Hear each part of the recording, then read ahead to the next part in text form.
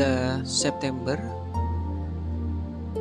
2021. Pengkhotbah 12, Kidung Agung 1, 2 Korintus 6 ayat 11 sampai 7 ayat 7, Mazmur 54, Amsal 22 ayat 17 sampai 29.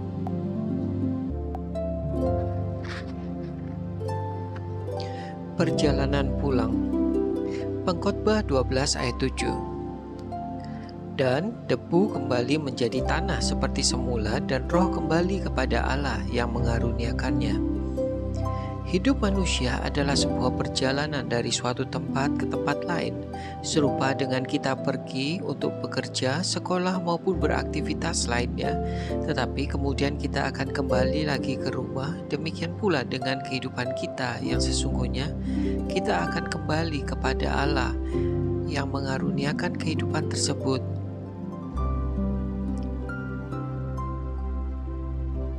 Sebagai perjalanan terakhir yang harus ditempuh oleh setiap manusia, perjalanan kembali kepada Allah itu adalah kematian, dan itu akan dialami oleh semua manusia.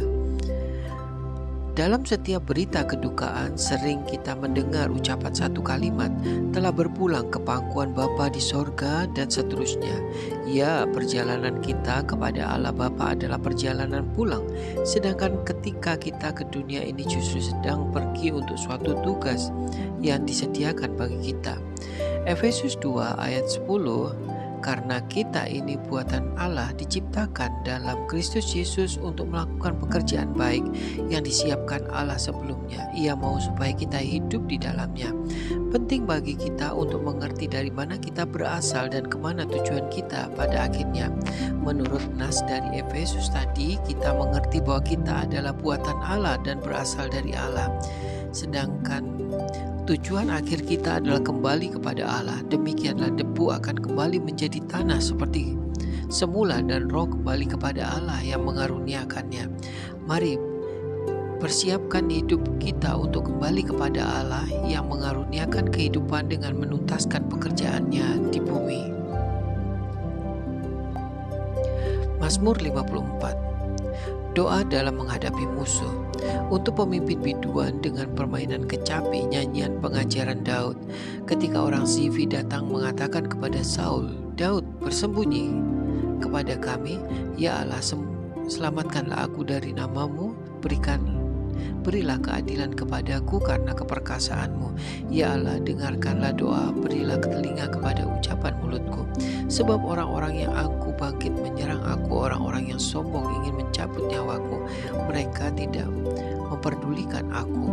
Sesungguhnya Allah adalah penolongku, Tuhanlah yang menolong aku. Biarlah kejahatan itu berbalik kepada seteru-seteruku, binasakanlah mereka karena kesetiaanmu. Dengan rela hati aku akan mempersembahkan korban kepadamu.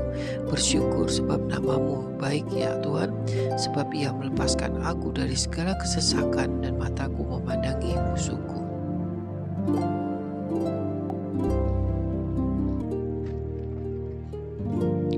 Pengkhotbah 12 sampai Kidung Agung 1. Ingatlah akan penciptamu pada masa mudamu, sebelum tiba hari-hari yang malang dan mendekat tahun-tahun yang kau katakan, tak ada kesenangan bagiku di dalamnya. Sebelum matahari dan terang, bulan dan bintang-bintang menjadi gelap, dan awan-awan datang kembali sesudah hujan. Pada waktu penjaga-penjaga rumah gemetar dan orang-orang kuat membungkuk dan perempuan-perempuan penggiling berhenti karena berkurang jumlahnya, dan yang melihat dari jendela semuanya menjadi kabur, dan pintu-pintu di tepi jalan tertutup, dan bunyi penggilingan menjadi lemah, dan suara menjadi seperti kicauan burung, dan semua penyanyi perempuan tunduk.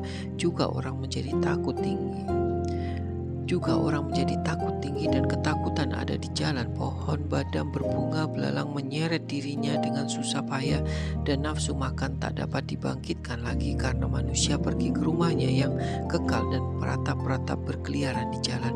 Sebelum rantai perak diputuskan dan pelita emas dipecah dipecahkan, sebelum tempayan dihancurkan dekat mata air dan roda timba dirusakkan di atas sumur, dan debu kembali menjadi tanah seperti semula, dan roh kembali kepada Allah yang mengaruniakannya.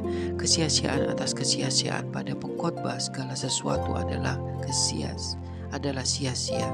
Akhir kata, selain pengkhotbah berhikmat, ia mengajarkan juga kepada umat untuk mengetahui. Ia menimbang, memuji, dan menyusun banyak amsal.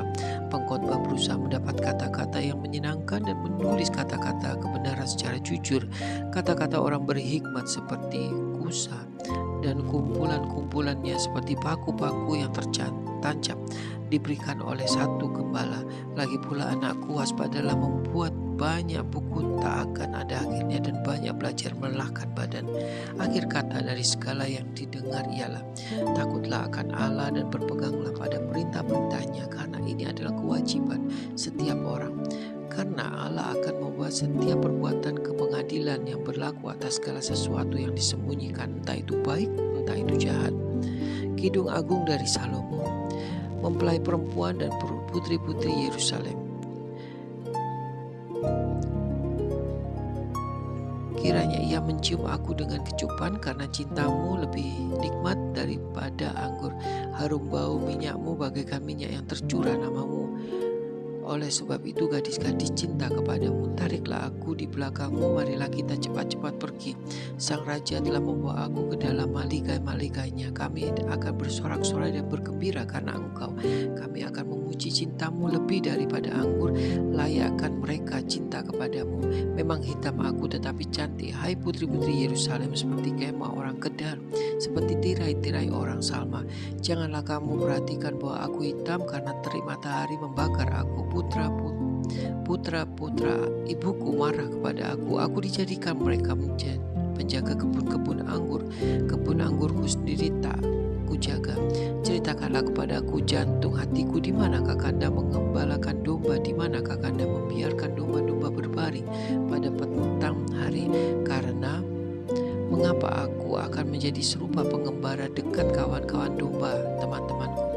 Jika engkau tak tahu, hai jelita di antara wanita, ikutilah jejak-jejak domba dan gembalakanlah anak-anak kambingmu dekat perkemahan para gembala. Mempelai laki-laki dan mempelai perempuan memuji dengan kuda betina daripada kereta-kereta Firaun. Kuumpamakan engkau manisku, moleklah pipimu di tengah perhiasan-perhiasan dan lehermu di tengah kalung-kalung. Kami akan membuat bagimu perhiasan-perhiasan emas dengan manik-manik perak. Sementara sang raja duduk pada mejanya, semerbak bau narwastuku. Bagiku kekasihku bagaikan sebungkus mur tersisip di antara buah dadaku. Bagiku kekasihku setangkai bunga pacar di kebun-kebun anggur En-Gedi. Lihatlah cantik engkau manisku, sungguh cantik engkau bagaikan merpati mataku. Lihatlah tampan engkau kekasihku, sungguh menarik, sungguh sejuk pertiduran kita. Dari atas aras balok-balok rumah kita, dari kayu eru papan dinding-dinding kita.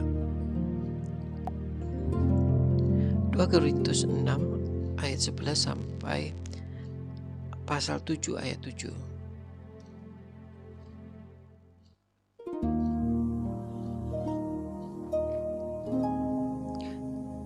Jangan ada lagi noda kekafiran.